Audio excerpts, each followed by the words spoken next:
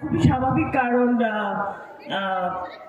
আজকে একটা সপ্তাহের মাঝখানের দিন, সেখানে সবাই কাজ থেকে ফিরে তারপরে খাওয়া দাওয়া করে এসে অনুষ্ঠান দেখবেন, অনেক রাত্রি পর্যন্ত চলবেন। অনেক সুন্দর সুন্দর শিল্পী এখানে আজকে উপস্থিত আছে। এতক্ষণ গান গাইছিলেন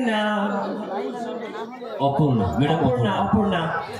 খুব সুন্দর গান গাইছিল, আমি শুনছিলাম। তারপরে কৌশিক খুব ভালো গান গাইলো। আমি অপর্ণা কৌশিক দুজনকেই আরেকবার মঞ্চে ডাকবো যাতে এসে আমাদের আরো একটু গান শোনায়।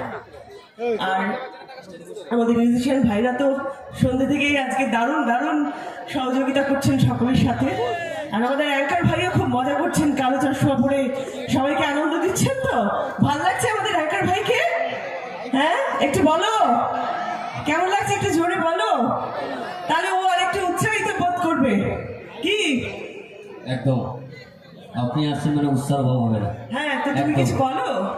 আমি তো বলেই যাচ্ছি, এবার তো আপনার কাছে শুনবো আমরা অনেক কিছু। সে তো আমি তো বলবোই, আমি নাকি নাকি আচ্ছা, এখন আমি বলবো না নায়িকা বলবে? কে বলবে? কে? না না, তাহলে বলতে হবে তুমি বলবে বলবে আমি শুনবো। বাবা,